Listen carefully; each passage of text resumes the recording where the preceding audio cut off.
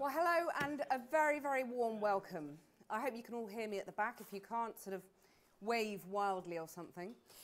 Welcome to, I'm going to take a deep breath at this point. The IPA's Diversification and Adaptathon in association with ISBA and DNAD. Well, that's quite a mouthful. And I know you're all really smart people in the ad industry, but you know, I'm just a simple hack. So I'm just going to try and disentangle some of that mouthful. When I was asked to host this event tonight, I was told that my bit was going to be the D of the Adaptathon. So I had a bit of fun thinking about what that D might stand for. So what do you think? Dodecahedron? Daguerreotype? Diplodocus? Well, this is my personal favourite, daiquiri. Of course it stands for diversification. But as a wordsmith by trade, I hate to let a good word go to waste. So here's my definition of diversification. Why be square when you could be a dodecahedron? So go for a multifaceted approach, getting into content, gaming, personalize your offer. And if your ads still look like daguerreotypes, well, you might as well pack up and go home now. So we're going to be addressing issues as weighty as a diplodocus tonight. And I'm hoping that there might be a daiquiri at the bar later. What do you think? So clearly, I like words, so do you. But this Adaptathon word, I mean, that's completely new to me. Are you all very familiar with it? Marathon, yes. Hackathon, just about. But Adaptathon, I had to phone a friend because really I had no idea. And here's what I was told. An Adaptathon is going to be a dynamic, experimental experience like a hackathon, but the effects are going to be as long-lasting as a marathon. So, sounds pretty good to me. So I'm Cathy Newman. I present Channel 4 News normally, but I've got a night off tonight for good behaviour. And I'm going to be helping you wrestle with these weighty diplodocian, is that a word? Concepts tonight. I'm going to be asking some obvious questions and also throwing a few curveballs as well. So the speakers are warned. I'm going to be banning all jargon because, frankly, it sucks, doesn't it? And I'm going to be deploying all the skills I use in my day job, interviewing challenging people. And interesting people, obviously.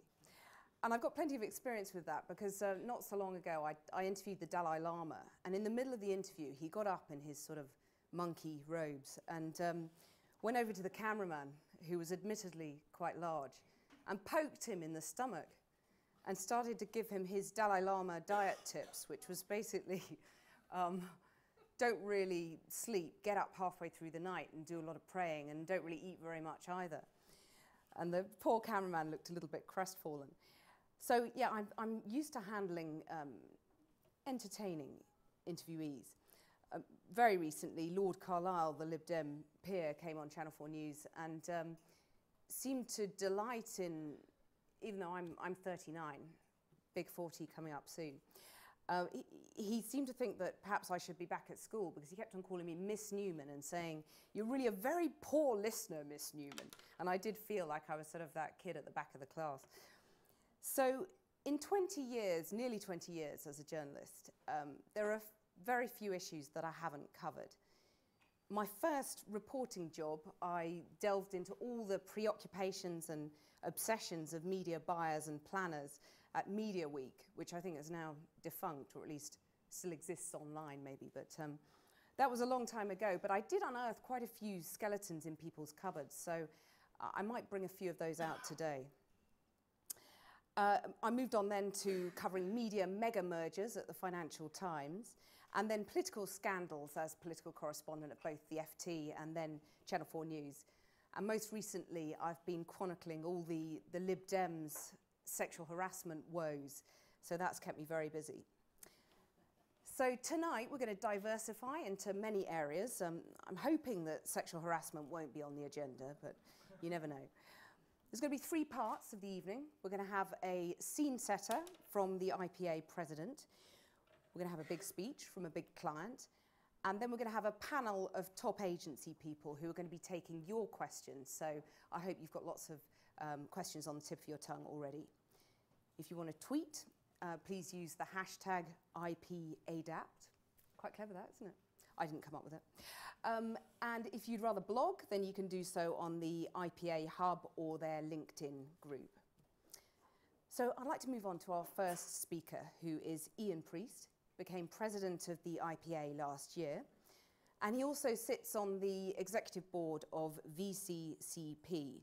So another acronym. I think every time there's an acronym tonight, I'm going to do what my kids do when I say something really uncool, which is go wah, wah, wah.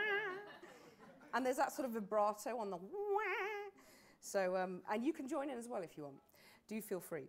But anyway, the P, the important thing is the P in the VCCP stands for Priest, because Ian Priest co-founded this agency a decade ago. And in that time, it's become Creative Agency of the Year, and it's now #1 in the Creative Agency League table. It was bought by Chime in 2005, and since then, Ian has diversified into new roles. He's led Chime's New Ventures division, and he's helped Chime expand internationally. And he's now a key mover and shaker in the sports marketing division. So please welcome Ian Priest onto the stage.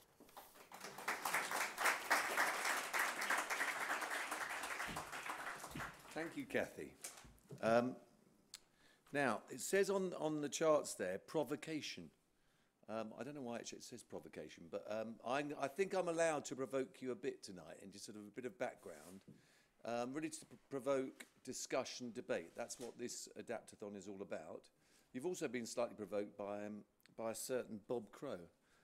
So the Adapt Labs that happen tomorrow, I think we just about get away with it. But on Wednesday, it's going to be a bit of a struggle to get into the 2 Adapt Labs with the tube strike on. So your efforts would be greatly appreciated. So hopefully it's not too bad. I'm just going to give you a really quick 10-minute background to the debate this evening. For those of you who don't know my Adapt agenda, you should. But if I had to sum it up in a page, in a chart, that's it up there, really. What we're trying to do in a world that is changing massively, constant change we're all coping with, is something that I've been in the game 30 years, and has our business model changed that much over the last 30 years, when lots of things we do has changed. So I'm trying to encourage us all, and not just the advertising agency side, clients and agencies together, to adapt, to deliver what we all do for our clients, which is commercial creativity. So how do we push and adapt that? And what I'm trying to end up with is what I'm calling a commercial creative contract. So a relationship between clients and agencies that moves the game along for the good of us all. So it's really trying to create a win-win. And I'm sorry to say this, Cathy, but an acronym. So good old-fashioned ADAPT is really across the 5 areas, and we're in the second one tonight. So we kicked it off, and you've probably seen these leaflets lying about. But the last 3 months, we've been looking at the foundation of our business, which is we, agencies, don't just do advertising, we do it with our clients. So, and we all know the better we have partnerships with our clients, the better commercial creativity we all create. And we've been really looking at how do we adapt from pitches to longer term and better partnerships. It's encapsulated in here, lots of experimentation, lots of best practice, lots of learning. This is the beginning, and that's what we're trying to do to make it work for us all. And then today is about diversification. And it sort of sums up there with a one-dimensional, is probably a bit harsh, but traditional advertising one-dimensional to more multi-dimensional products and services that we create. A lot of us are doing it, but how do we push it even more? And then the future Adaptathons, this is the second in a series of 5, we'll look at the process. How are we more agile in this 24/7 always-on world? How do we get paid? That's going to be a really critical one. Rather than just on our inputs, on the outcomes, is something that we're all trying to push as a model. And then fifthly, talent. How are we going to diversify from sort of white middle-class one's-worthians like myself to a more diversified talent base to make us better commercial creatives. So today, what's today all about? Well, we've got a fantastic range of speakers, but we're talking about diversification. And I'm really going to go through and provoke through some evidence of what we are all doing and what we need to do more of. Now, where do you start? If you go back to, I did business studies degree back in the 80s. And ANSOF was something we all looked at in textbooks. So the theory of diversification is pretty much up there. Is how do we look at taking from more traditional area of markets and products and push products and services further and further into more diversity. And I think it's something that using our creativity that we have in our industry in abundance, how do we make that play across the commercial world more? So I think this means that we need to be more creative in the widest sense of the meaning of the word, and we also need to be more commercial, understanding our clients' businesses better, but also to understand our own and how we should be being paid for it. So that's what I'm trying to push. If you look at if you go back to actually David Patterson, who was one of my predecessors back in 2006, Diversification, the advertising agency of the future, he looked at this, and it's amazing how accurate it was, sort of nearly 10 years ago, really looking at what will traditional advertising, where will we be in 10 years' time? And yet, as you can see up there, it's very much about brand-influenced editorial, customer-influenced content, where every brand will become a media company, content creator, and distributor. As I say, that's quite how that foresight was pretty strong, and that's what we're all working at the moment. And I think also that came out of a further study was the nature of the game would change. So if you can actually see that up there. We also predicted that the old linear relationship between clients and agencies and media owners would change. That linear relationship is much more multi-dimensional. And it's about complex webs of interrelationships between content, channels, and data. The balance of power would shift, and smart agencies would need to adapt to stay in the middle ground as trusted allies and advisors to our clients, especially when it came to strategy.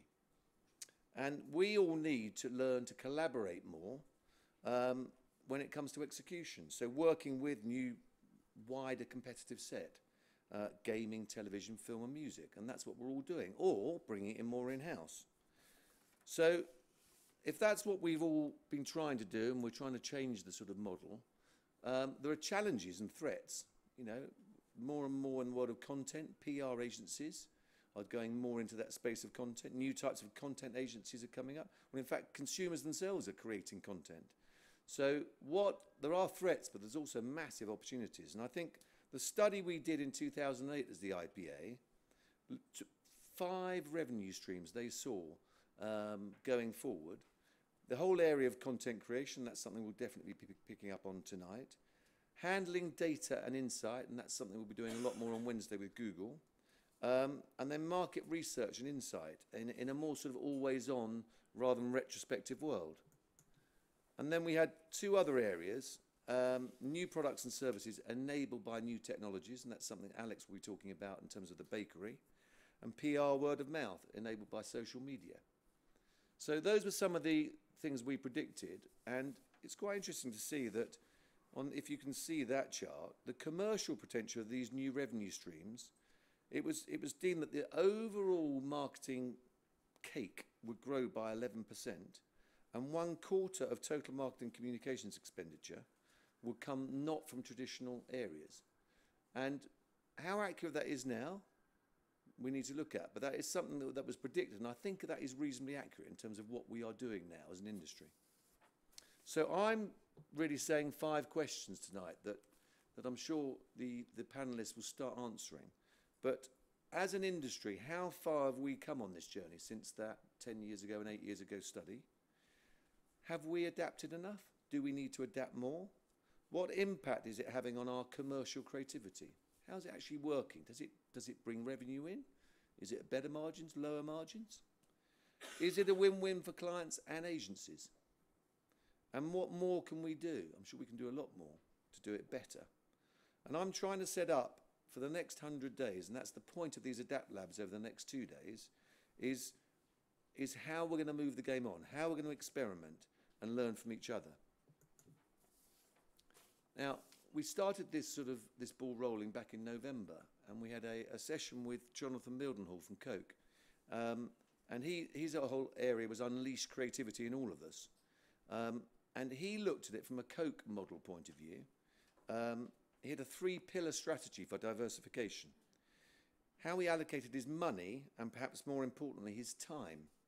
The traditional area, or the top left-hand box of the Ansoff matrix, was still the bulk of the money, about 70%, as it says up there, and about 50% of his team's time. The intermediate area, which he called brand stretch or amplification, was now 20% of the money and 25% of his time. And he allocated the third area, new ideas, new frontiers, 10% of the money for Coke and 25% of their time.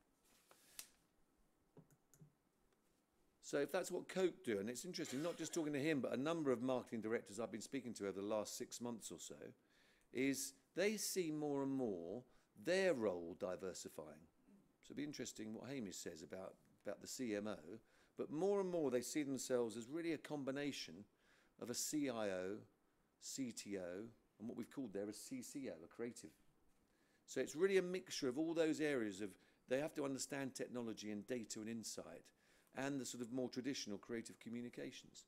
So that's something we are all evolving as agencies to deliver that diversifying client. So you've seen in your booklets, we've got 4 speakers. In fact, Jeff Seeley is being fantastically replaced by, he's not a brother of mine, but he's got the same surname, Hamish Priest, who works with Jeff from Unilever on that whole area of diversification. So how is a client looking at that area? And then you've got Nick from media, Tom from Lean Mean Fighting Machine, and more of a sort of more of an independent digital through the line agency. And then you've got Jonny from AMV, a bigger agency. So you've got a creative, a sort of startup, and a media agency. How are they all looking at the world of diversification? And then, if you're going to do a bit of work tonight in terms of questions, you're going to do much more work Tuesday and Wednesday when we get into these Adapt Labs. And as I've mentioned, and there'll be an ad at the end from 3 of them standing up and saying exactly what they're going to be trying to do over the next 2 days. But really today then, or tonight, is just the beginning. We're setting in motion a number of experiments that we saw through the Alliance Adaptathon, some new thinking and new ideas, and people engaging in it across the industry. As I say, to try and create this win-win. Now you tonight are what I see as the early adapters. You're going to experiment, and I'm trying to encourage you to sort of share that learning, because together I believe we can all make a big difference.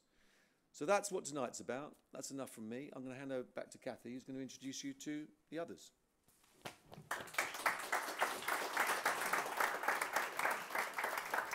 Thank you, Ian. And to hear you speak, it sounds like it's as easy as ADAPT, so that's no problem. And I'm getting a clearer picture of what diversification is about, and it's certainly got nothing to do with a Diplodocus. Clearly, consumers interact with different brands in very different ways, and how do you make that happen? Content, data, 2 words I'm hearing a lot of already. How do you guys do it well, and how does the brand benefit? And I'm hoping that our next speaker will make sense of all that. It was going to be Jeff Seeley from Unilever. Unfortunately, he's been struck down by flu, and I'm told it's not of the man variety. It's full-blown woman flu, which is obviously very tricky indeed. So Hamish Priest has manfully stepped into the breach. As Ian was saying, another priest. We've kind of got enough to hold a synod now, I reckon. He is responsible for global media for Unilever's Dove brand. And he's also a bit of a whiz kid, actually, because 2 years ago he was on the Forbes 30 under 30 in marketing and advertising list. So he's scarily young. I can't quite bring myself to say how young, because it makes me feel really old. But previously he was a planner with Ogilvy One, and obviously they're represented to Amex, IBM, BT, to name but a few. So we're going to hear the gospel according to Hamish Priest, and he's going to tell us what diversification means to him. Hamish.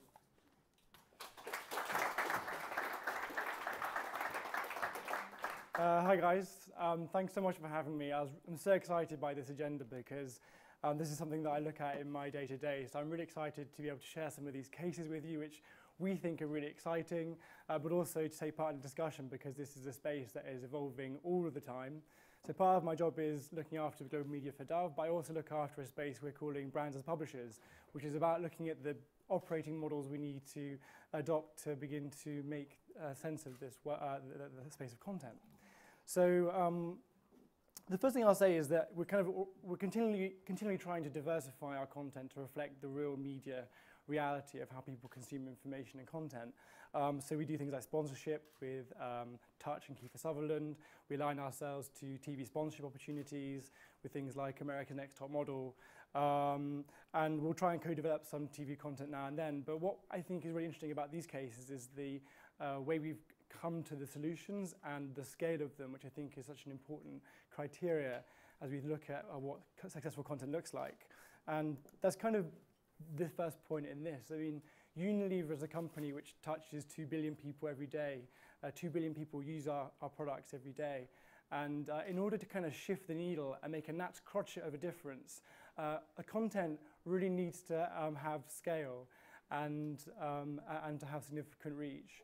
And so I think in the beginning of the digital revolution, particularly with the idea of engagement, people were spending lots of money creating quite high engaging experiences, particularly on apps, which is almost the paradigm example. So spending lots of money creating content, but unfortunately content and experiences which just weren't getting the reach to make a significant difference to the bottom line or to shift the needle. And so we call this kind of behavior of creating very expensive content experiences which nobody really sees is like building cathedrals in the desert. And so what I really want to highlight about the case studies coming up is that we considered the distribution as being as important as the creative development.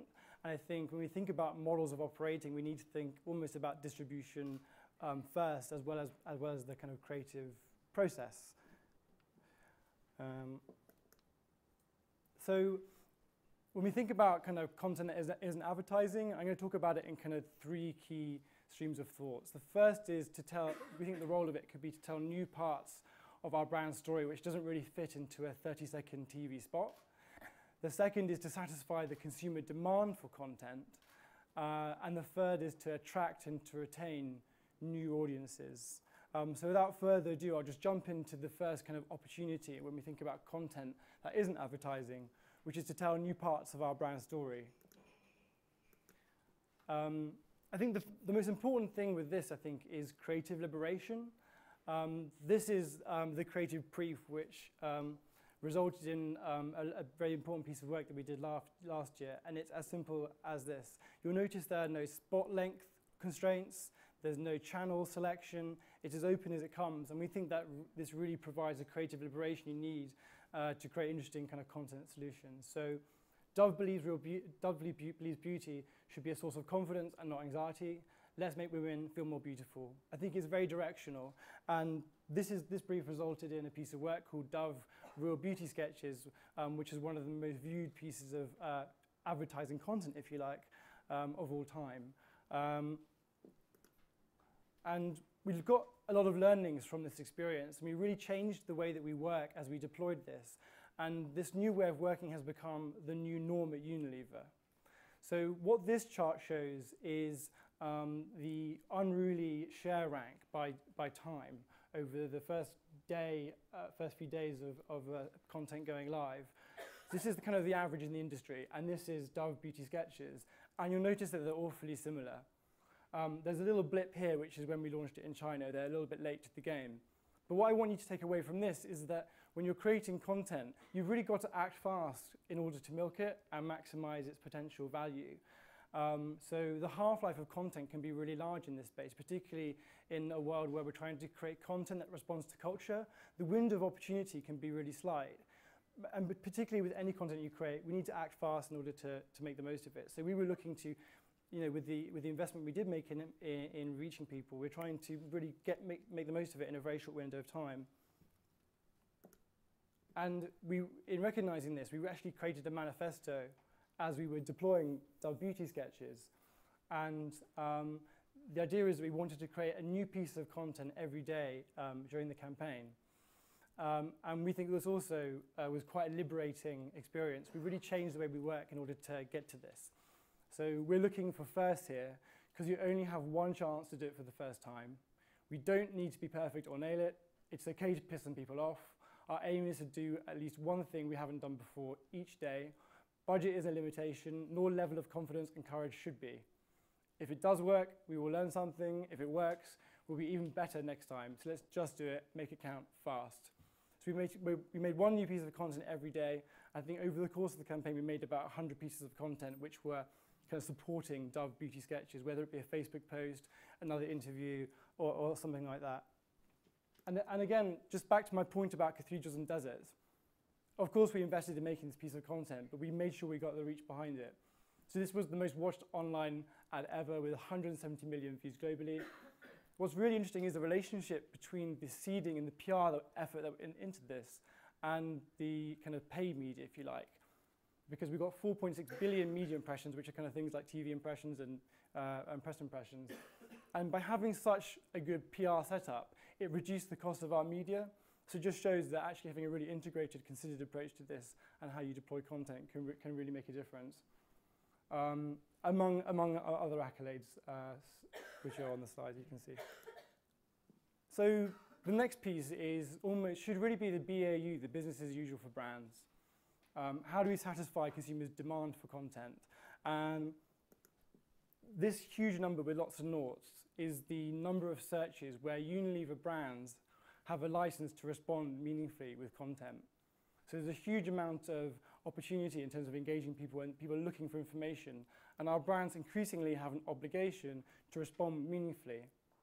But there's a challenge. People don't always recognize, at least at the moment, brands aren't really seen as publishers or seen as always being credible. So maybe in 5 years, as we get more mature in this space, sure, we might be media destinations on our own, but I think we need to recognize that today we are not. What this slide shows is what people trust in terms of online content, and I think we're all familiar with these insights. We know that the opinions of our friends and influential bloggers are going to be slightly more credible than a brand.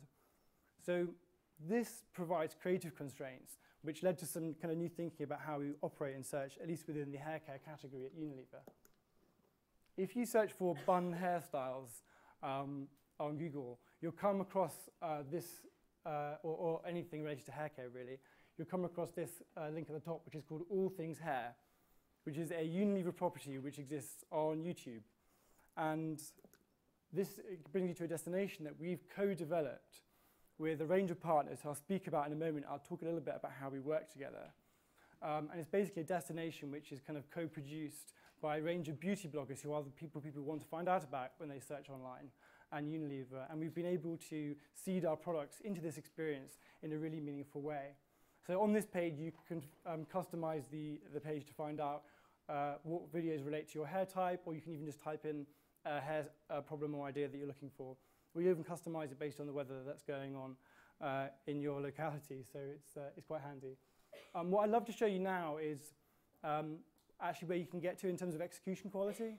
I think if we tried to pull this off, we'd struggle to come across really with credibility and authenticity.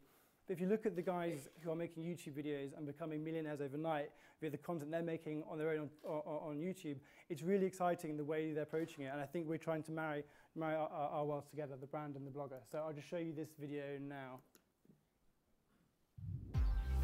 Hey guys, so today I'm going to show you how to recreate this really cute high bun, which is perfect for a wedding or any other kind of special occasion. Now the first thing that I did was shampoo and condition my hair using the Tresemme Keratin Smooth Shampoo and Conditioner. This is really great for controlling frizz, and it's just really nice to have healthy, lovely looking hair for a wedding. I think that's really important. And I know that I'm putting mine up into a bun, but halfway through the night I might decide to just bring it. Right, but between the lines, I think what you'll see is that they just bring a lot of authenticity and energy. It's exactly the kind of content people want to find. So we've partnered with all these bloggers, and I'll talk about who we're working with, to create a range of content across the biggest in-demand search topics you'll find on Google. So obviously we're working with Google, who own the YouTube platform. Weber Shandwick, we partner with them, and they manage the relationship between the beauty bloggers and Unilever. Style Hall are kind of like a network that sit above YouTube, and they have like a network of beauty bloggers which we can use to form out other relationships. Razorfish were the creative agency who kind of did the creative development of the platform, and PhD worked with us to do the media plan and to make sure the actual content gets reach. So it's a real collaborative effort to get to content like that. And so I think that it represents a really interesting approach to producing content for things like search. So I've talked about telling parts of the brand story you can't fit into 30-second TV spots. I talked a little bit about how you can satisfy the consumer demand for content and how different approaches you can take to get there. But the third piece is really about kind of attracting and retaining new audiences that you can't necessarily approach in the traditional way. And this is a case study which I'm not going to go into in terms of a video or anything like that, but I'll just talk about in terms of the constraints we had. Clear is one of our hair care brands, and it's really prominent in Asia and parts of Latin America. But this is a case study actually from China. And in China, the target market, the target audience we're going after, really have much more control over the kinds of content that they can consume, and they can really pick what advertising they get. But also from a media buying standpoint, we're really constrained. The cost of airtime in China is increasing, and the quality of the airtime can be really variable. And at the time of this case study, there weren't really very many high-quality shows that we'd actually like to associate ourselves with. So those kind of pressures resulted in this piece of work, which was actually a soap opera, which we actually produced, which was an original series, 36-episode drama on primetime network TV. And the story in this drama is that there are characters who are working at an ad agency where the brand Clear is a client. And by happy coincidence, the translation of the title of the show in Chinese also means dandruff-free. It has two meanings, so which was obviously very fortunate. But I think this is an interesting example of how the operating and media constraints that exist in market can force us to develop really creative solutions to the challenge. And this was certainly a success in our eyes, and we think it's a really exciting example and a brave example of content. I think you'll see from the Dove Beauty sketches, from our approach to search, and from this, I think they're all quite brave, and I think we're trying to focus on that, getting the scale out there has been so important.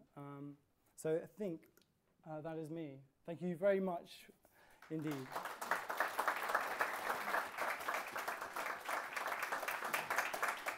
Hamish, thank you very much, and thank you for standing in at the last minute. Yeah, pleasure. Let's zoom in on the Dove Real Beauty sketches first, because I really loved that, and I thought it was a really positive message. But I suppose what I really want to ask is, I'm not sure it would make me more likely to buy Dove. So I think the brilliant thing about sketches is it really pushes our teams, not just on that one brief, but across Dove in total, to really try and push the boundaries of what Dove means as a brand and to experiment in new ways of getting to great creative. So we think. So I've absorbed that message subliminally, and next time I'm in a supermarket, I'll go for Dove, will I? So no, I think it does help to build brand equity because it did get significant reach. But also I think in terms of how we understand the Dove brand and pushing the creative bar up, I think it has a significant impact in terms of the other work you'll see in Dove across the other categories we work on. But can you translate? I mean, it might sound like I told you I'd ask some sort of basic questions, but can you see the success of that campaign in terms of extra sales, and can you quantify that? I think for that campaign, we probably wouldn't track it directly to a sale. We weren't really pushing products. We were really trying to bring the brand to life. We do know through the research we've done that it does have a positive impact on brand equity, and people did leave with a fuller understanding of Dove brand being associated with real beauty, which we know having a strong brand equity is so important for long-term growth in FMCG. So if we mentioned the bar of soap, yeah, probably would. They'd probably go and buy some soap tomorrow. But brand growth for Unilever, when we've got competition in the supermarkets who've got their own products, their own bars of soap, we need strong brands, and so it's really an equity-led job there, I think. Well, I suppose I've got a similar question with the soap opera, which I'm fascinated by. Yeah. You know, that you produced this soap opera. Do you know how many people watched it? I mean, how successsul that was? I didn't off the cuff of my head, but it was primetime TV spot. Certainly was the key activity for the brand that year. But I don't know the number of views off the top of my head. But how big do you think branded content will get, though? I mean, do you think? I'm putting you on the spot there. I mean, what are the barriers to success here? I think that the key thing to remember is that advertising is branded content. I just think traditionally we've been focused in on a 30-second shape of branded content. And I think we need to make sure that we're really aligning ourselves to the best creative minds in the business and working in really collaborative ways with different kinds of people. Because this process is as you pointed out, is not linear anymore. It's not like manufacturing a product. It's more like engineering something. So if you wanted to build a channel tunnel, it's a much more complex process involving so many different parts. I think that's the same with brands of content. We need to make sure we're looking at the total ecosystem of people there and aligning ourselves with the best. Well, in terms of the ecosystem, I mean, do these guys here need to worry? Because you're talking about partnerships with bloggers and so on. I mean, are you able to cut the agencies out? No, I think the agencies still play a really critical role because I think they understand our brands more than anything else. And even in the example with Clear, the agency was certainly leading the creative development, partnering with some of the best script writers, the best directors. So I think agencies will always play a role in terms of helping us to manage our brands, and that's brand management continues to be a really key discipline. So it's not all over for them? No. But I think we do need to innovate and find new models for working, particularly in areas like social content, which is slightly more complicated. Well, what value can they add in that area particularly then? Well, I think that, as I said, collaboration is really important, but in spaces like social content, I think we need to make sure that the media part of the business, the media agencies who are getting distribution, are talking much more to the content creators, and often those pieces are really disconnected. So I think if we can bring media thinking and distribution thinking into the creative process earlier on, I think that can be a really valuable thing. And how would you split the budget? I mean, we heard from Ian about Coca-Cola. I mean, how would you split the time and the budget in terms of traditional ads and much more innovative approach? So what I love about Ian's model is the time bit less than the money bit, because actually, we've got a machine which, will give you advertising and the traditional stuff. And I think we shouldn't invest too much time in trying to mess with something that we know works. So I love the insight about investing more time in innovative opportunities. In terms of investment, we have commitments every year with some of the big players in the media space like Google, Twitter, Facebook. And through those strategic alliances, we try and unlock better creative, better content. So there's those kind of foundational relationships. But we try to allocate... foundational relationship is almost a wah, wah, wah. Oh, buzzwords, sorry. Sorry, carry on. It wasn't an acronym, so I'll let you off this one. No, it wasn't. I could make it into one. So I'm trying to think what that'd be. But I don't think we don't really commit up front in the beginning of the year to spending a certain amount on innovation and a certain amount on not. We really look at the communications task that we have and decide what's the right level of investment to achieve the result in market, and what's the best use of the funds to get there. So I don't think we have an upfront commitment in terms of innovation and not. I think we're looking at the kind of broad ecosystem we operate in, making the right partnerships, getting close to the right people, and that way I think we have got some really interesting solutions. And you posed the question about trust, but I'm not sure you completely answered it really, because you talked about consumer demand for content, but do they trust it when it's coming from a client? How do you solve that? Is it solvable, or do you just have to pull the wool over people's eyes? Well, first of all, I think it really varies depending on where you are in the world. I think that kind of communication works so well in China, and probably for a good reason. I think the audiences terrible. in developing... I mean, they're more gullible. In developing markets, not about gullibility. We would call it gullibility, but they really, when we take our Western brands to developing markets, they really cherish them and enjoy them in a way which is totally authentic. And I think that it's much easier for brands to create content like that in some of those markets. I think that this is the beginning of a journey for brands becoming more like publishers or more like media owners. And I think in the early days, we're not going to be immediately considered to be credible in that space. But I think we need to start somewhere. So I think I think it'll take time. But there's a lot more cynicism in the West then. Yeah, absolutely. Yeah, particularly in markets like the UK. You see, it's all the journalists' fault, I think. But I was interested in you talking about bloggers there. I mean, I suppose this is slightly a journalistic point. I was quite interested, are bloggers more biddable, that you can sort of do this partnership with them in a way that you wouldn't be able to with a traditional journalist like myself, for example? Well, I think they're really important. When you look at people doing search results, they look immediately for the user-generated content. And, Unilever to one side, they're already looking for ways to make this their living, and they're kind of very business-like in the same way that media companies are. And I think they are always very concerned about the authenticity of their content, and they don't want to come across as compromised, because they'll end up they're cutting their nose off to spite the face. They'll end up having a very popular channel for a year. They'd much rather have a really popular presence as a blogger for a long time. And so they're very cautious in working with us. And how do you persuade them then? I think that we bring really credible products. I think we have a really exciting ambition with all things hair. And I think they really want to be part of that journey. So we definitely rely on the expertise of some of our partners who do this day in, day out, working with some talent to get there. But I think they're all really excited about the vision for it. Well, Hamish Priest, we are over time, and I'm a kind of bit draconian about timekeeping, but that was really fascinating. Thank you very much for stepping in at the last minute. And we're going to invite you back onto the stage for the Q&A at the end, but you're off the hook for now. All right. Thank you, guys.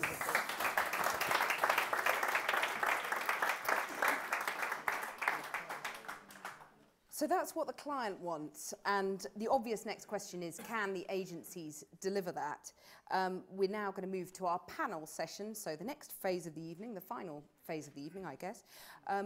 3 top agency bosses, a media agency, a creative, and an integrated indie. First of all, Nick Cohen, who's managing partner and head of content at MediaCom, and he really does what it says on the tin, I guess. But he also runs the agency's Beyond Advertising division, which kind of sounds a bit metaphysical, or philosophical at least. MediaCom, of course, one of the world's leading media agencies, clients like Volkswagen, Coca-Cola, Sony, and B-Sky B. And to get you in the mood, I'm just going to play a little clip first. Clip, please. I always like coming here, I mean, as simple as that, really. I'm glad that it means so much to so many people from all over the world, you know. I think there's always a certain section of the audience who would still like me to be in the jam. I think it's important to be able to, if not reinvent yourself, but to know when to move on and look forward all the time. Abbey Road Studios, in session with Volkswagen Beetle, a Paul Weller special on 4. Please welcome Nick to the stage.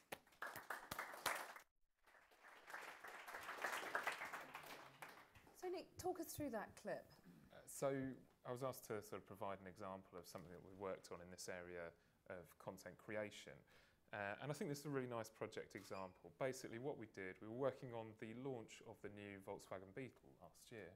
And for those of you who are familiar with the brand, the Beetle had a bit of a, I think it's fair to say, a little bit of an image problem versus its target market. The Beetle was my first car. I feel hurt by that. Not at all. In fact, you were bang on for the target market in the 90s, which was women in their 20s, you know, with the flower on the dashboard. The first family car. I'm talking back in the 70s. I had an orange one of the old ones that, when it was hot, you stuck to the seat. Classics, anyway, we digress. Yeah. But so the new version, if you remember the one that relaunched in the 90s with the flower on the dashboard and all of that, it was very much aimed at women. And they had a new version of the car that came out last year, which was much more masculine, and the car buying market had moved on a bit, and they needed to basically make the car feel cool again to a sort of 30s to 50s bloke, basically.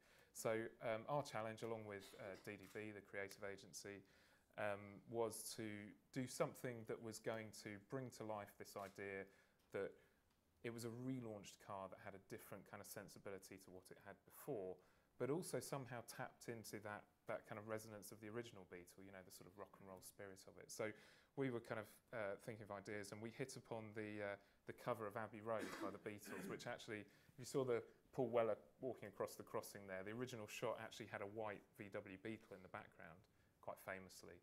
And we just thought, well, that's quite a nice idea, actually. That was quite a nice sort of symbolic idea of the Beetle as the kind of rock and roll car of the 60s, and maybe we could do something to sort of, I don't know, I suppose, reignite that sense in the back of people's minds that it was a pretty cool car and it actually had something to do with music. So we did a partnership with Abbey Road Studios, and we created a load of different sessions with fantastic bands, from Paul Weller to people like Alt J and Django, and we filmed them all, and that content created an 8-part TV series on Channel 4, which was fantastic, but also a load of content on YouTube, and we promoted that in partnership with Spotify and did lots of social media activity, and did a fully integrated campaign around it. And it was, not only was it great fun, but you know, it delivered some really good results to the client.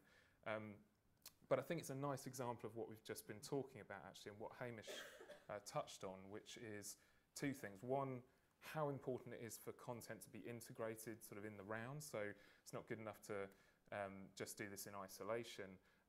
But secondly, how important it is to sort of have built-in distribution. So we worked with Channel 4 on that, we worked with Spotify, and we worked with talent like Paul Weller and his record label to make sure that an audience came to this thing.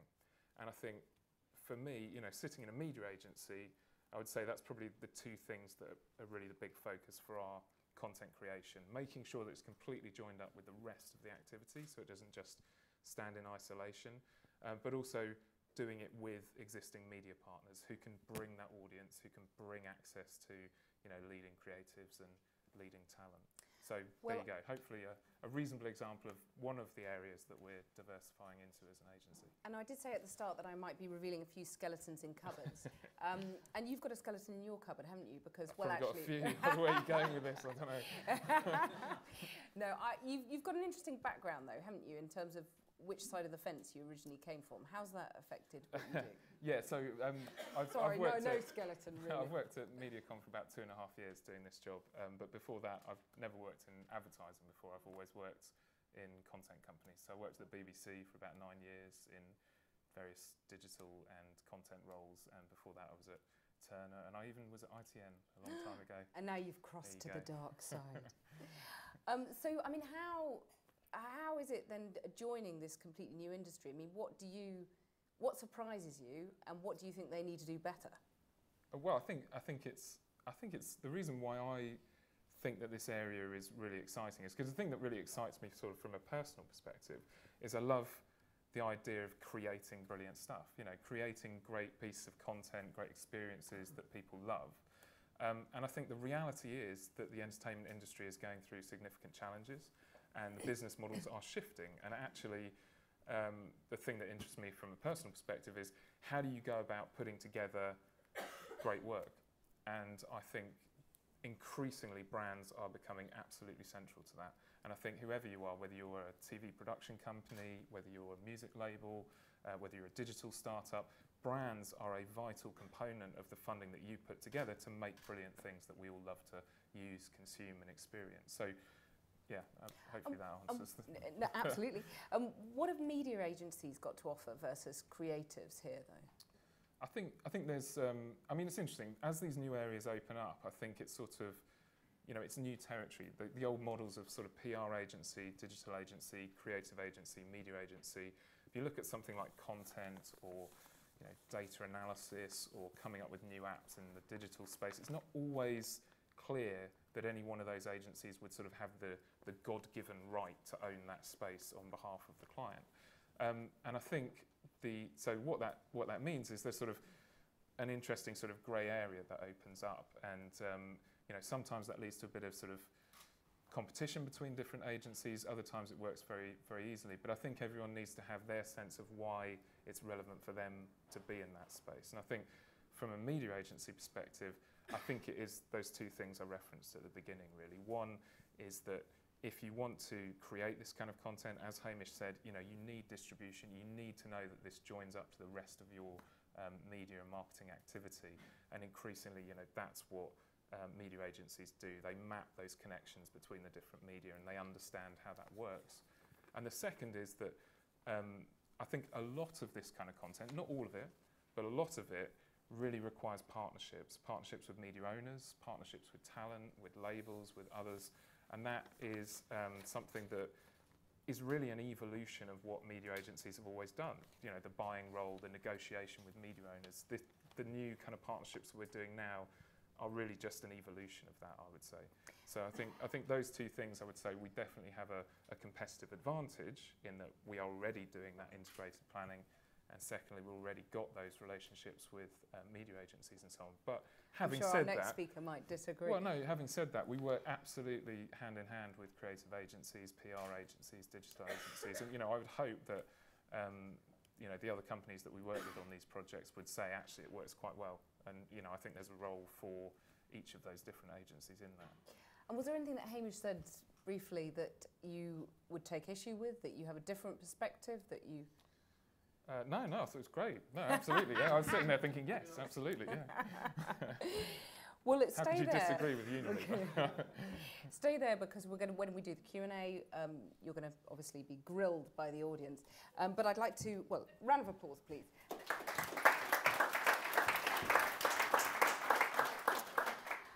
next speaker, Jonny Spindler, is Chief Innovation Officer of AMV BBDO. Wah, wah, wah. He leads the innovation team at AMV BBDO, which includes the social media and content unit, AMV Pulse, new technology unit, AMV Forge, and AMV Analytics, which analyses data and trends. And as he comes to the stage, I'd like to play another little clip. Every year in London, thousands of vulnerable children wake up on Christmas Day with nothing. To raise awareness of this problem, we launched Print Happiness. Partnering with Oscar-winning Aardman Animation and Ultimaker 3D printer, we created the first ever toy shop for vulnerable children. At the shop, members of the public were able to 3D print a present for a vulnerable child simply by making a text donation.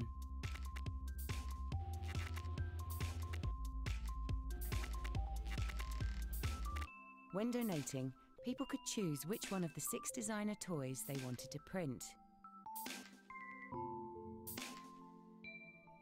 For those that couldn't make it to the shop, donations could be made online via a live stream. Then, on Christmas Day, all the toys were given as presents at the Kids Company Centre.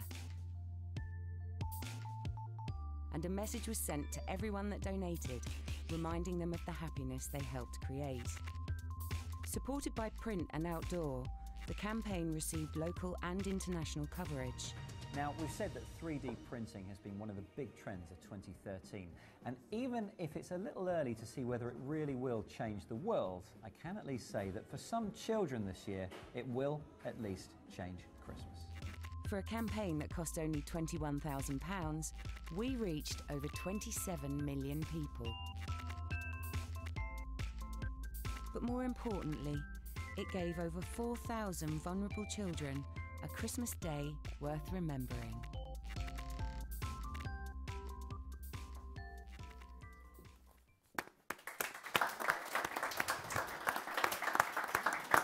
Jonny, well, talk us through what was going on there. What was behind that? I think there was, when I was looking at kind of case studies or examples to show, I think the reason we picked this one out was just, I guess, how many people and different skill sets, I guess, were involved in a project like that. So it actually started with a very simple idea. It didn't start with what can we do with a 3D printer. It just started with how can we put a smile on kids' faces at Christmas that are in need and don't probably have presents given to them.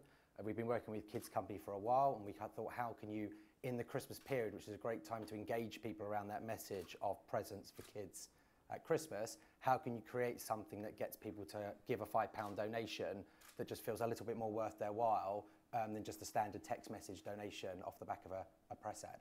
So obviously looking at the idea of 3D printing and allowing you to actually donate a toy to a kid rather than simply £5 just felt like a really lovely idea. And it involved, I guess, a lot of different people from the agency, which is why I thought it was worth sharing. So started off with a creative team that just had an idea around 3D printing toys. It involved a lot of legal conversations. We're the only the second person in the world that's managed to get a CE certification for a 3D printed toy, so they could be given to kids. And that was right up to the wire. They nearly weren't going to be given to any kids. That was right up to the mark, and it was quite challenging to do that. So lots of things. It was just the type of plastic we had to use. So we had to explore with different types of materials that we were 3D printing with. So obviously you've got the 3D printer itself, but then you've got the different plastics. And we had to play around with the original designs that came through from Aardman. Some of them had quite detailed bits that you could have picked off. So we had to make sure the objects were solid enough that they could be chewed or chewed. I'm thinking of a different campaign. But they could be played with quite extensively. Otherwise, it would have been a story about evil ad people poisoning kids or choking them, right? But as the head of the innovation team, do you think how are you meeting the need that we heard from Hamish? Well, I think first of all, it's interesting because we don't, although I guess technically I would say lead the team. I mean, we have, a range of very talented people that lead different areas. So I have Sahir and Andrew, who are in the audience tonight, who respectively lead AMV Forge, which is our new tech development IP team. Andrew leads data and analytics. Paul McCrudden is a guy who leads AMV Pulse. And I think what we try and do is we very much sit together, I guess, as a leadership team, trying to work out how to take all the individual skill sets. So when you get down to community managers, content creators, whether it's product designers that Sahir works with, how can you bring all those people into the core of the agency to help fuel and make better ideas? But is any of this making any money for the agency? Well, I'm not going to disclose the exact revenues on each. Yeah, but give us an idea. I think what we're finding is some of these new services are just still time-based costs. So some of them are just, you take the likes of Kidsco, that's just the time it takes to manage that 3D printing production is replacing the time it would have cost to have maybe made a TV ad. It's just different skill sets that are involved in getting to an idea like that hopefully will be more effective in the long run. So actually it's more about producing better value for our clients for the same money that they would have spent with us anyway. And then you look at other areas, and you look at the work that Sahir does with AMV Forge. It's actually looking at new revenue models. How can we maybe have a share of IP, invest some of our own time up front in return for kind of equity in any given product that we might release. You're not really answering the question. That's a more challenging. Do you make any money? Yeah, so if I was going to try and answer it realistically, we're probably up to about between 8 pushing 10% of the overall revenues are coming from the new products and services that we've created over the last 3 to 5 years. It's small, but it's growing fast? Well, if you saw AMV's total revenues, 8 to 10% is quite big. That's pretty good. Yeah, but it's growing fast. And I think it depends what you look at. You look at things like content and social. Arguably, they are core service of what any communications agency should be doing. And clients are expecting us to deliver and respond against those challenges. Likewise with data and analytics. That's something that people are crying out for. And actually, I think agencies have been quite slow to catch up. And actually, there's lots of people that have been asking for it for a long time, and it's just taken us a while to catch up. When you start to look at the work that someone like Sahir does, that's a bit further out on the edge, and we're still toying with... I'm sure he'll thank you for that. we're toying with, exactly how are we going to make money off of these IP deals and licensing models, and that's certainly more of a challenge, which is why we've brought in the necessary skill sets of people that understand that world a bit more than maybe agency, kind of traditional agency folk might. And we're hearing a lot about collaboration, partnerships, whatever you want to call it. Are you worried that your partners will end up getting the credit rather than you? Not really. I mean, I tried to look at it quite simply. If you went back 50 years ago, 30 years ago, 10 years ago, you think as agencies and the true nature of what an agent is, we have collaborated with talent all over the world. So whether it's filmmakers and directors, Hollywood directors to make films, agencies have never been cut out of that process. We'll work with artists and illustrators to create print advertising, outdoor advertising. And I think as we start to move into a world where we're working with people that are great at creating content, so YouTube stars, effectively the YouTube star helping Dove make a piece of content now is no different, arguably, than us approaching a young director at Cannes and saying, would you like to make the next TV ad?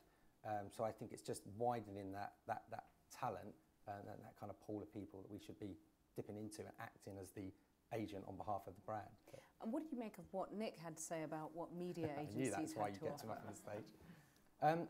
Again, we're all, I guess the honest answer is we're all slightly fighting for some of the same pot, but I think that's a healthy... Who's winning? I think it depends which area you look in. I'd be quite honest and say in the area of content, I think media agencies have been quicker to it. I think it's been born out of, going back to Hamish's point, content has kind of dropped down from advertising and from the 30-second TV ad in more media partnerships, advertising, ad-funded programming, which the media agencies have been faster to the mark on. But then if you take social and building content up out of social, then I think creative agencies have been quicker to that mark. So actually being able to respond to and create content on Facebook or Twitter and now into YouTube, I think creative agencies have been better placed there. And I think what we're starting to see is those kind of advertising down into content and social up into content. We're kind of colliding and we're all working out, exactly who does what. But what about, just finally on the social media particularly, there is a real trust issue, isn't there? And there's a lot of cynicism, we've talked about with Hamish earlier. People are a bit resentful of advertiser prominence on social media. How do you cope with that?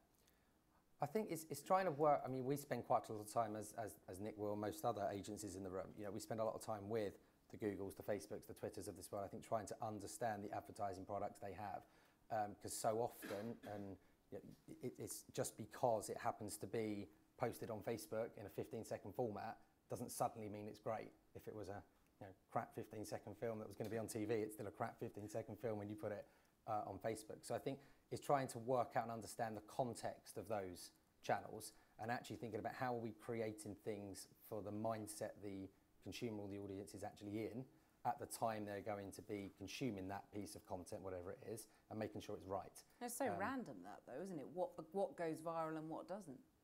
Well, Very some of hard it's to not do. random. I think to Hamish's point, I think there is the things that have genuinely gone viral, for want of a better word, I think have had a huge team often behind them, and they haven't just happened by chance, or they've happened over a lot of effort that you might not have seen. I think a great example was the YouTube have a lovely case study around the Van Damme viral that we'd have all seen for Volvo, and when you actually pick under the skin of that, you realise that's been a really strategic play in terms of the way that YouTube channel's been run. They produce loads of other content that's just as great at it, that's been getting millions of views for the last couple of years. It just happens to be this is the one that went truly, I guess, globally viral. But it's rare that when you pick under the skin, that it just happened to be by chance this one bit of content suddenly flew. There's normally a whole team of very clever people behind. Well, don't go away because we're going to have Q&A in a few minutes, 10 minutes or so. But round of applause for Jonny, please.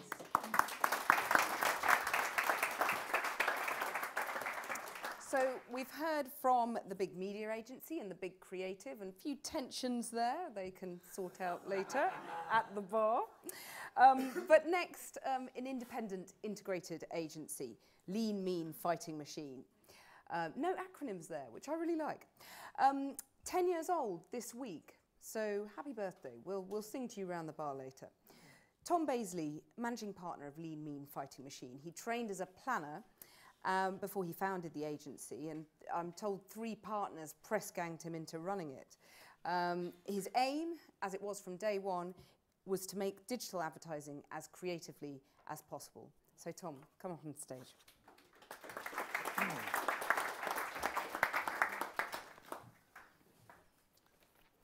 You've prepared something for this, haven't you? Yeah, I have. He's brought some gadgets that let's hope they don't. They're not as glitchy as some of the videos we've had. Yeah, so 10 years ago, this week, digital marketing, as we know it, changed forever. Facebook will be very keen to tell you that they're 10 years old tomorrow, so round of applause to them. Yeah, so when we started, our creative canvas, as we call it, at work, were banner ads, so various different shapes and sizes.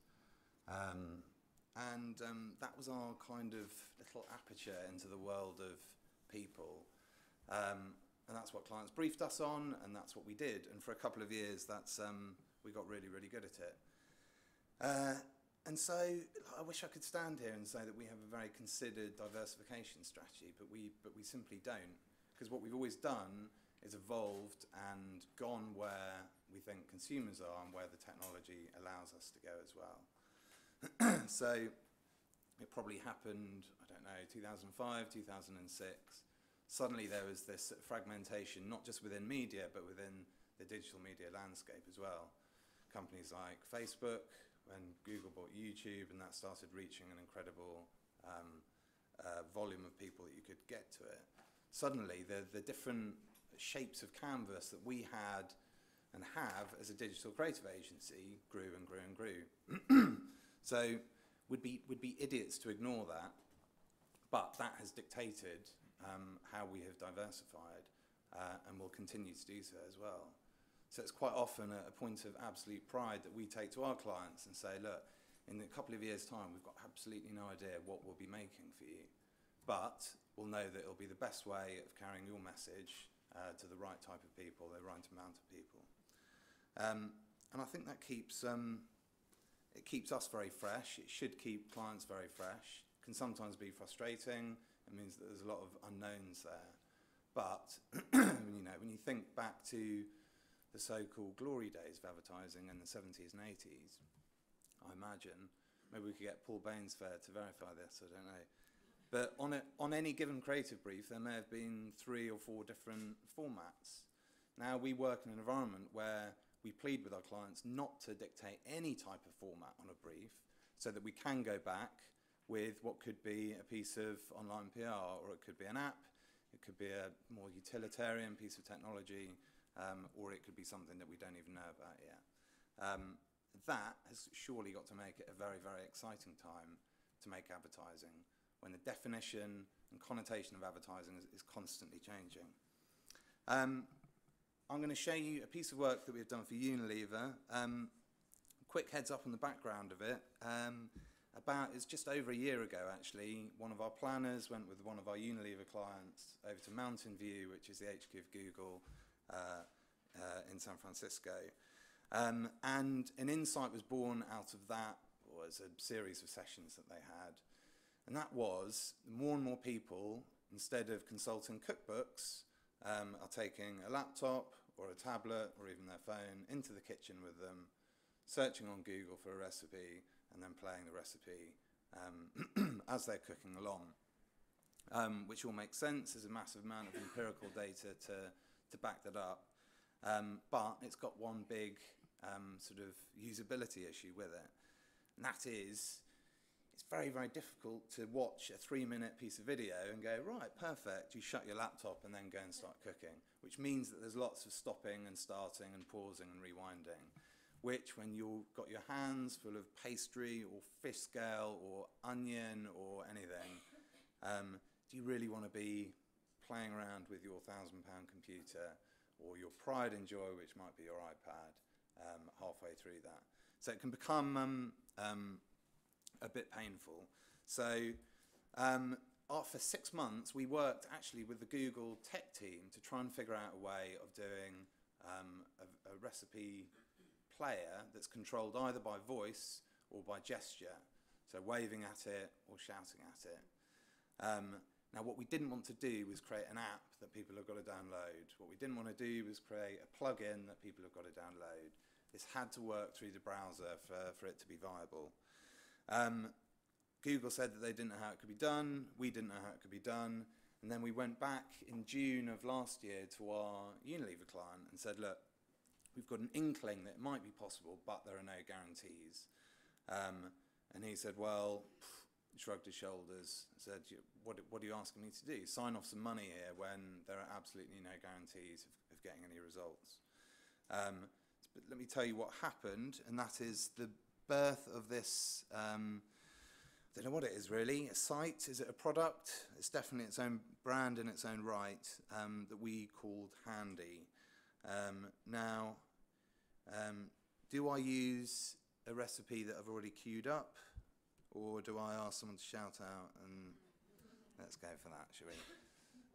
So, someone shout out a recipe that you might get your hands dirty making. Spotted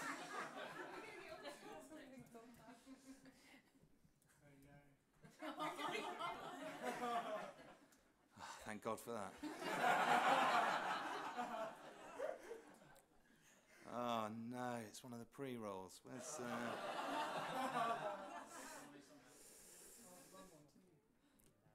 Okay, so let's pause that.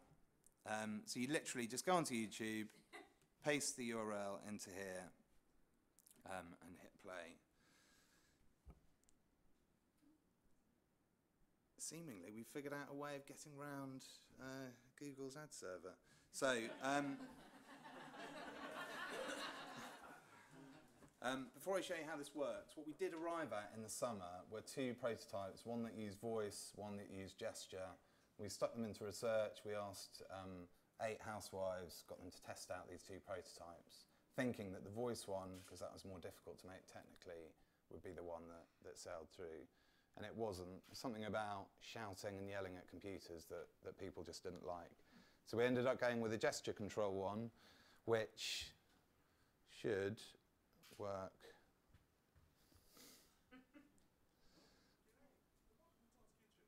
Today I'm going to show you how to make a spotted dick. It's a bit of a funny name, but it's also a national dessert for Britain. So you get your computer going, you start listening to him. And I did a bit of research before start playing around with the first ingredients. And if you want to pause this guy, you just go like that. If you want to start again, it keeps going. So I just gave up. So today I went So with my variation. this was a real like penny drop moment in, let's just pause it. In the research when we were showing this to women, they're like, finally. And actually, you know, even though they weren't massively technically savvy, the real killer thing for them was that they didn't have to go to an app store, download something, and then reinstall it. And they were even saying that they'd pay, one woman said she'd pay up to 20 quid for, to buy it, because they obviously didn't know at the time what it was for. Which got us thinking about the IP potential. Okay, so let's just pause that. How do you've actually very naughtily given a speech when everybody else has been quizzed. Yeah, I know, I'm sorry about that. I don't quite know how that happened. I sort of lost control of you, but come and take a seat. Shall I sit down? Now.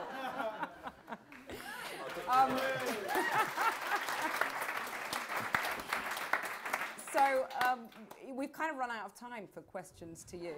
But I will ask one question, which is why would anyone pick a small indie rather than one of these big guys? Well, I guess when you're smaller, you can be more nimble and faster. You came up with this idea and they couldn't have done?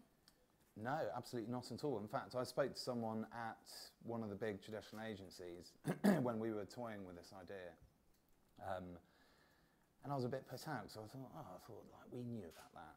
But it was us that went to this guy at Unilever and said to him, you know, pay us in small increments. And this is the really important point here, I think. He paid us in small increments without any kind of guarantee from the agency that we would do what he wanted to do. You know, which is a tough thing as a client because everyone's got ROI to prove and bosses to appease. But if we hadn't done that, and if he hadn't done that, this wouldn't have materialised. But does it come down to you being cheaper then? No, definitely not. Absolutely not. More expensive? I don't think it's about value. I think it's about, you know, this idea was kicking around our technical department for 6 months where we weren't getting paid for it. Now, I've worked for a big agency, DDB, that's owned by MediaCom, that has shareholders that insist on a 20% margin or, you know, heads will roll. As an independent, we don't earn a 20% margin. I'd love it if we did, but that gives us the right, it gives us the flexibility to explore things like this when perhaps the revenue stream isn't guaranteed from the client. Well, we are running over, so I'm going to invite Hamish back onto the stage now to take the Q&A. But thanks very much, Tom. That was fascinating. Gadget.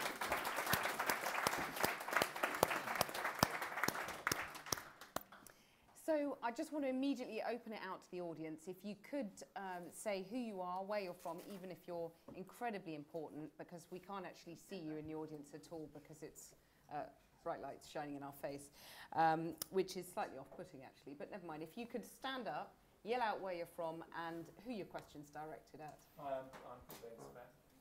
There is actually a mic actually coming your way. Yeah. Just to kick it off. Is it working? Hello? Give it a tap. Touch it? Oh, okay, that's it. So Tom, that's brilliant. Just in my mind now, did anyone think of any other uses for that technology? Beyond recipes? Yes, yeah. But very quickly.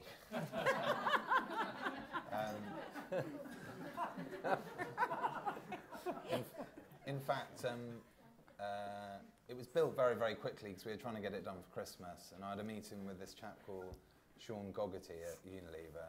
He's one of he's level high, isn't he, Sean? Yeah, pretty. And it's the first thing he said. He said, what happens when people start using this in ways that it's not designed?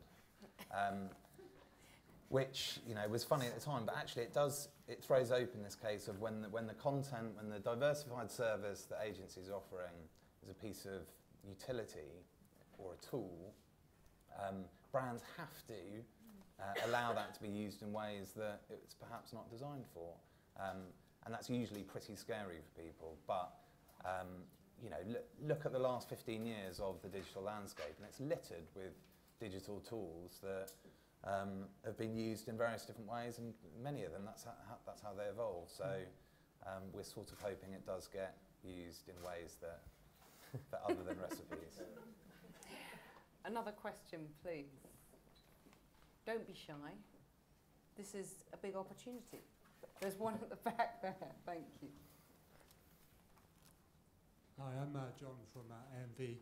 I just wanted to ask what the IP arrangement was, because you were obviously commissioned as you were going along.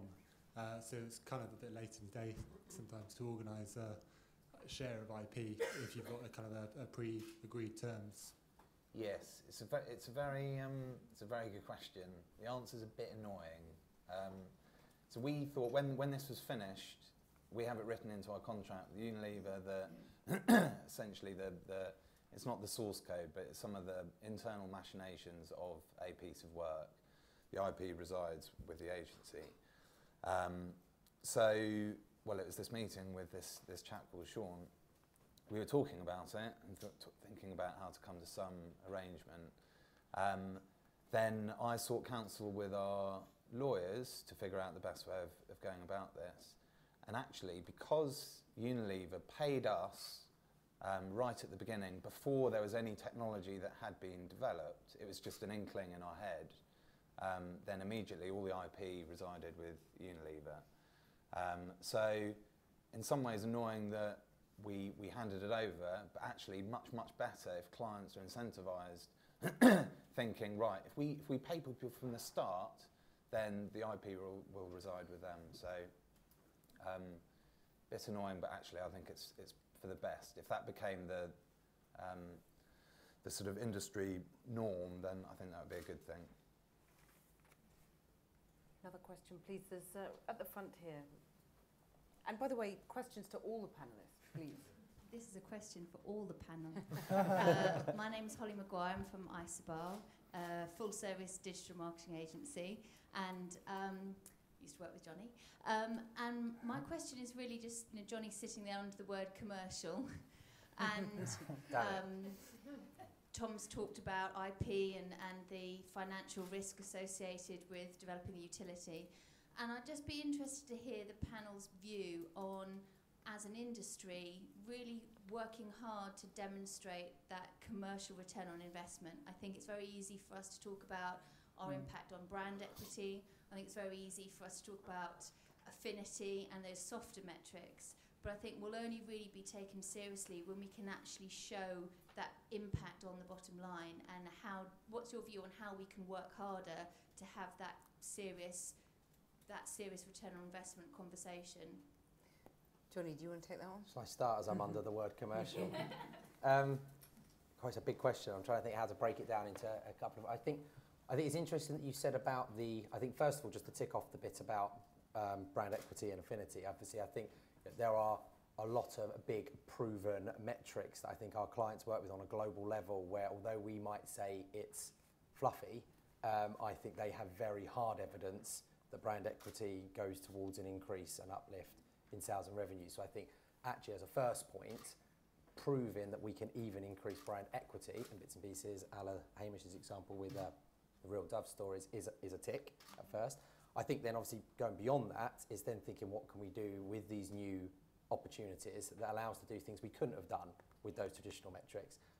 I'll give you an example without disclosing the clients. I mean, we're working on two very interesting projects which you probably wouldn't assume an advertising agency to work on with two different clients at the moment, where we're building a range of, we're building two different approaches to a cross category and cross product data dashboard that takes everything from sales data to social data to marketing data, and actually provides a very easy way for CMO level and CEO and MD level clients to be able to analyse that on a daily basis. And I think what's interesting and what we found is on the two big data projects that we're running with two prospective clients, because we're now suddenly at the heart of all of that data, and we are really driving the aggregation of all that data, and importantly the insights and the future actions that come from that data, it means that the ideas that we're creating are inherently linked to the objectives and the data and the outcome. So it's not trying to do it post. We're not trying to create something and then go, what can we track it back to? we're actually creating ideas on these two Pacific clients that are born right out of the data they're monitoring every day. But I do think it's an interesting challenge. I think from my perspective, it's working with what we've got and showing how things can work, and then it's trying to find new ways with tools that all these new products and services give us access to. I'm keen to get as many questions in as possible. I know we are running late, so another question at the front here. Hi, I'm Tom Dinsdale from Grey London.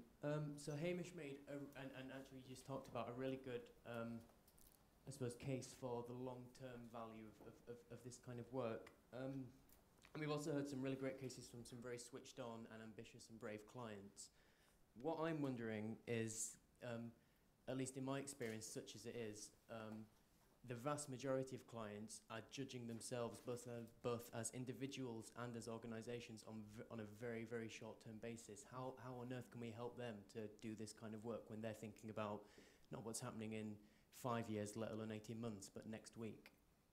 Hamish? Yeah, totally resonate with that. I think that is a tension that exists in organisations.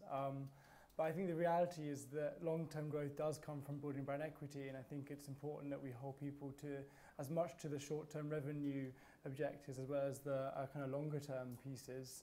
I think we need to do better at creating business models and communications models that are based on a 3-year assumption, not on year by year. I think the majority of communications plans and asset development efforts are based on a year cycle, and indeed our business is a very cyclic, year-on-year business. And I think a lot of the efforts that you've seen here are ambitions to create platforms which are more enduring, brand concepts which can live year on year and which will continue to show fruit, and which are much more kind of, I say the tacky word, so a cliche word, you can make a buzz thing, always on.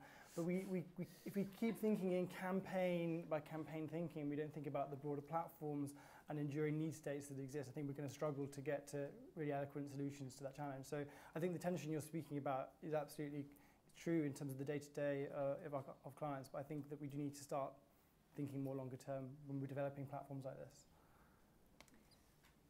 Question here.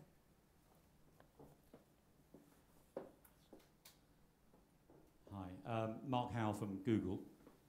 Thanks for all the mentions so far this evening, guys.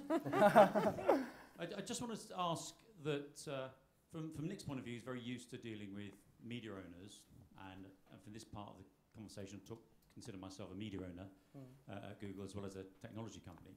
But from the creative agencies and perhaps the clients, engagements with media owners over the years has been a lot less fertile than for media agencies.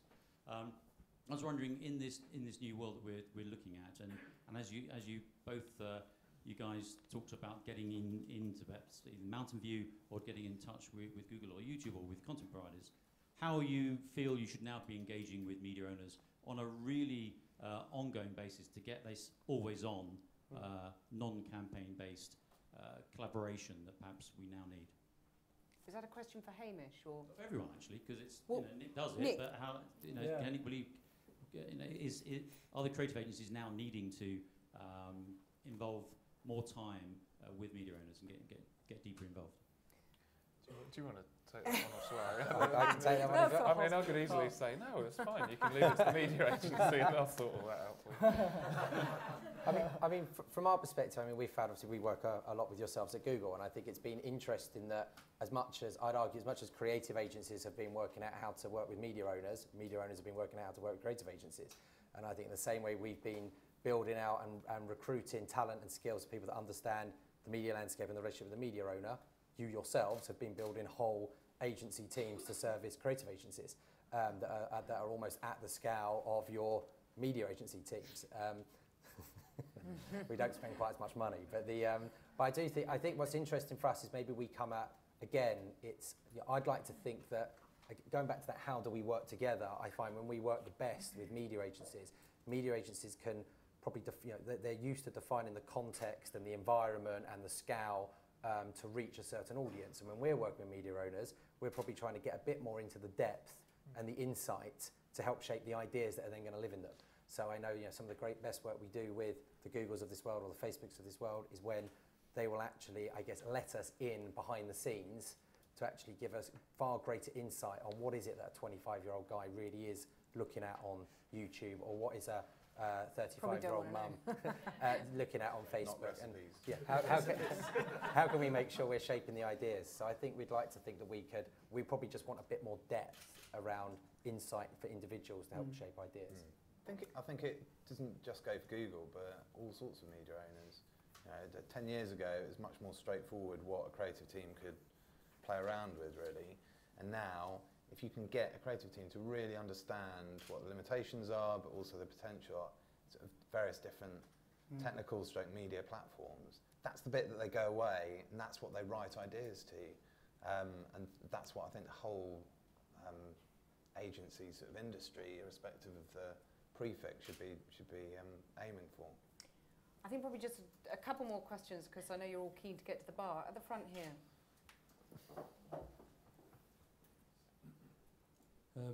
My name's Dom, I'm from Recipe. I suppose my question's kind of twofold. Somebody once told me a while back that human behaviour changes, human nature never does. Now, what we've talked quite a lot about today is different technologies, different platforms, different ways in which to reach people, and essentially different human behaviours. I suppose I want to understand how much, we've talked about diversification, really, how much do we still believe that human nature isn't changing? It's actually just the behaviours that are seeing, and that's kind of to the whole panel. Well, why don't you take that, because you've got off the hook completely. Yeah, okay, I'll try and go for one. I think, obviously human sort of needs and wants and all the rest of it presumably don't change that much, but behaviours change massively. And I think if we go back to the original sort of intention of this discussion, it's about how agencies need to diversify. And the way we look at it is everything we do, we start with consumer behaviour. And while underlying sort of motives might not change, consumer behaviour is rapidly shifting enormously over the last few years. And it's really changing the nature of what we all do in terms of the way people engage with different media, in terms of the way that their habits and their opinions are shaped on a daily basis. So I think really understanding the way people are using new technologies and new platforms is absolutely critical to what we do. And in terms of how that directly links to diversification, so for us, there's probably 3 principal business units that are diversification for MediaCom. The first being Beyond Advertising, which is really all about content and experiences that people choose to engage with rather than the interruption of the experiences that they've traditionally engaged with. And I think that is rooted in the fact that people's behaviour has changed around media. You know, you need to do something that's going to make them want to engage with you rather than just assume that they're going to go to certain places and hit them with a message. The second is in this whole area we've all touched on in terms of data analytics. You know, our business science team is really sort of, they're growing that business on the basis of understanding that change of behaviour and mapping that and helping clients to understand the way that people move from one medium to another.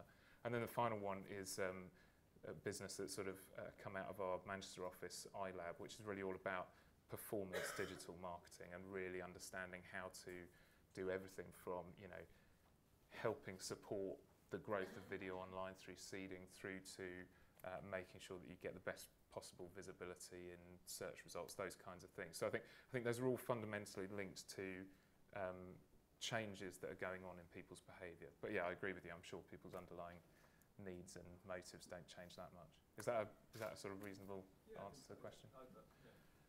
One final question, please. If anyone has a final question.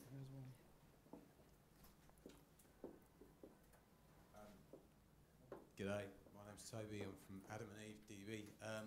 This is more for you, Tom, than anyone else. You made a really good product. It's a great piece of innovation, but most of us are coming from a service industry. Do you see your future as an innovation company or continuing to be a service industry? Definitely continuing to be a service industry. So my point that I made at the beginning, what we're good at is making digital advertising. Now, it gets scary and it gets different when advertising doesn't look like advertising anymore. But fundamentally, that is what we make. So if we diversify to the point that we started making products that had to go out there and carve out a profit for themselves. You know, it's a completely different ball game. But for us to carry on diversifying and make advertising that isn't like advertising what people think it should look like, makes clients look at it and go, but hold on a minute, what is this? Then that's a really good thing, and that's a really exciting thing. But it definitely isn't becoming manufacturers or innovators of new products and brands. Well, I'd like to thank every one of our panellists. That was absolutely great. Loads to discuss still, and I'm sure those discussions will continue round the bar. But let's give them all a round of applause.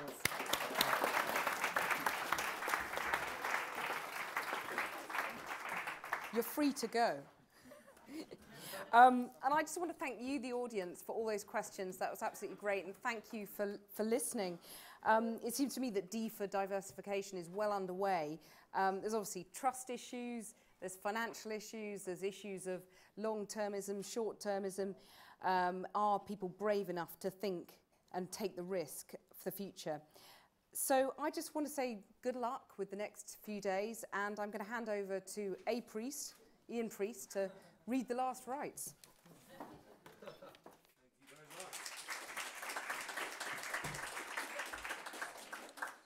Well, I'm going to start by thanking Cathy.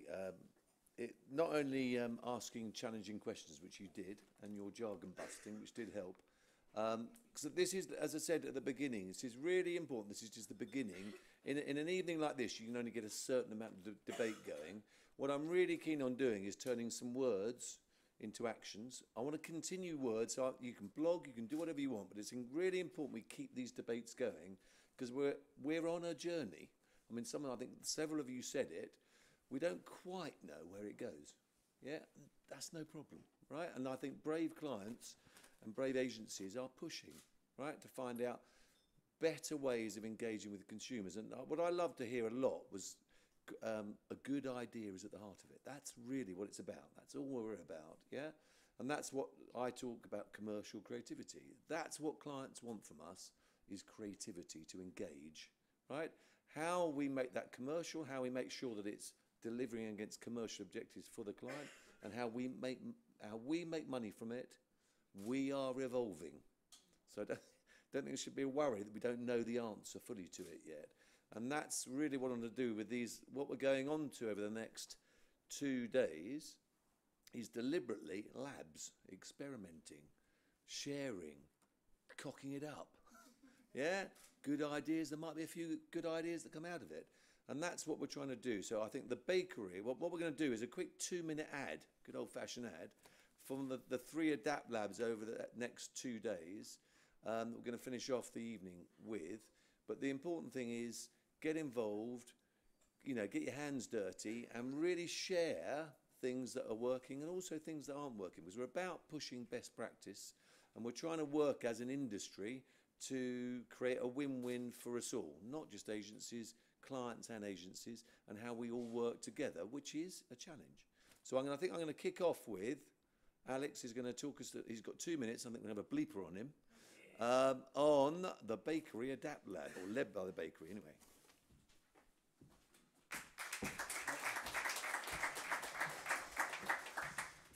Thank you. So we're going to have a bunch of fun to whoever's turning up tomorrow, because what we're going to do tomorrow is we're going to have a whole bunch of the best new technologies in a room working with you to work out how you take those to a trial market with you and your clients. So it's everything that enables you to do marketing better, quicker, to make customers happier. So it's everything from, imagine a virtual assistant that can answer any question you have. So if you need to be educated about a new car, BMW last year took a tech to market where you could ask any question about their new electric car. It could be a new advertising format that's a cure for banner blindness. It could be a point of sale conversion technology. These are problems that we don't typically solve for clients. We fundamentally believe that agencies should be. And this is what we're going to be doing tomorrow. So it's going to be high energy. The key thing that we believe at the bakery, and we're in that last 25% of Jonathan Mildenhall's thing, right? We believe that agencies should be selling products and services increasingly over comms, And we think often it's nuts to build your own technology. There's so much technology that is out there. There's so much brilliant existing technology built by people who are better than you could possibly have in one client office or in one agency. It's this whole open innovation thing. And these people, the great thing, talking about the models tonight, is that you can make more money out of this, and it's a new model because you can take cuts of licensing revenue, which is money while you sleep. And you can get additional service fees by helping take those technologies to market. Is that my 2 minutes up? So there you go, that's tomorrow.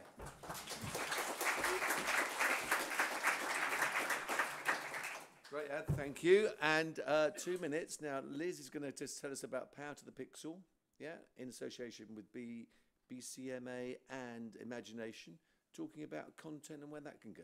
Liz, over to you.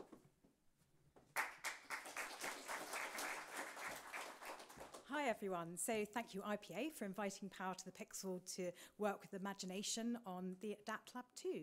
So Power to the Pixel specialises in helping film and media companies adapt to stay relevant to digital change. And we specialise in developing stories and experiences that engage audiences across the multiple platforms and spaces and devices they now inhabit today. So on Wednesday morning, we're going to be working with Imagination in their beautiful space off Tottenham Court Road, and we're going to be making the leap from the 30-second ad to creating a fully fledged multi-platform experience by the end of the morning, so no pressure. And we're going to start the session by mapping out all the different creative processes behind 3 different media formats. So we're going to have rapid-fire interviews with 3 leading experts in the field. First, we're going to look at feature film development with Mary Burke from very cool film company Warp Films. Then we have Who Wants to Be a Millionaire producer Coleman Hutchison, who's going to sort of break apart the creative process behind developing that show.